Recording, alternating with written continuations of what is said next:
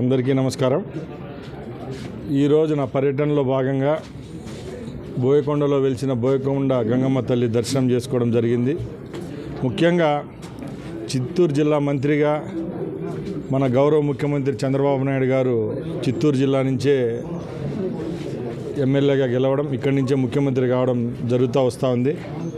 చిత్తూరు జిల్లాను అన్ని విధాల అభివృద్ధిలో ముందుకు తీసుకొని పోయే భాగంగా నేను ఈరోజు పుంగనూరుకి రావడం జరిగింది.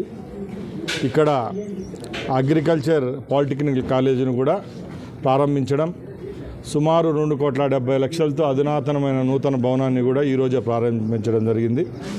ముఖ్యంగా పుంగనూరులో మాకు శాసనసభ్యుడు లేకపోయినా మా ఇన్ఛార్జ్ నేతృత్వంలో ఇక్కడ ఏ విధమైన అభివృద్ధి కార్యక్రమాలు మిగతా నియోజకవర్గంలో అన్ని నియోజకవర్గాల్లో జరుగుతాయి, అదేవిధంగా ఇక్కడ కూడా జరిగే విధంగా చర్యలు తీసుకోవడం జరుగుతూ ఉంది. దానిలో భాగంగానే చిత్తూరు జిల్లా కలెక్టర్ కూడా ఈరోజు మాతో పాటు రావడం, ఈ అభివృద్ధి కార్యక్రమాల్లో పాల్పంచుకోవడం జరిగింది. ముఖ్యంగా ఒకటే చెప్తున్నాం, పుంగనూరు నియోజకవర్గంలో ఉన్న తెలుగుదేశం పార్టీ కార్యకర్తలకు ఎల్లవేళ అందుబాటులో ఉంటాం. ఇన్ఛార్జ్ అయితేనేం, ఇన్ఛార్జ్ మినిస్టర్గా నేనైతేనేం, గత ప్రభుత్వాలు బనాయించిన దొంగ కేసుల్లో కూడా మా ముఖ్యమంత్రి గారు పోలీసు అధికారుల దృష్టికి తీసుకొని రావడం జరిగింది. తప్పుడు కేసులన్నీ అతి త్వరలోనే కార్యకర్తలందరినీ విముక్తి చేసే విధంగా చర్యలు అయితే ఉంటాయని తెలియజేసుకుంటున్నాం.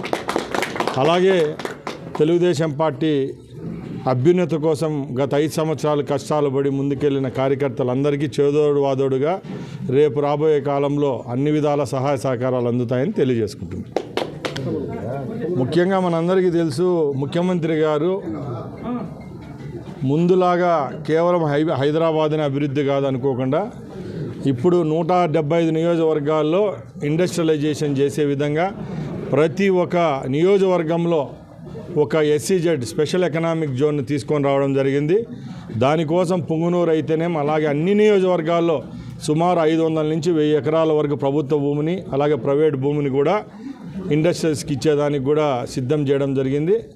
అదేవిధంగా కుటీర పరిష్కరణల కోసం MSMEలు పార్కులను కూడా ఏర్పాటు చేసి ఎవరైతే ఔత్సాహిక పారిశ్రామికవేత్తలు ఉంటారో, ITI చదివిన వాళ్ళైతేనేం, అలాగే ఇండ్లల్లో ఉండి కుటీర పరిశ్రమలు నడుపుకుంటున్నారో వాళ్ళందరికీ కరెంటు, నీరు అందించే విధంగా ఇక్కడ 100-175 ఎకరాలతో కూడా MSME టెక్ పార్కులను కూడా ఏర్పాటు చేయడం అతి త్వరలోనే జరుగుతుంది.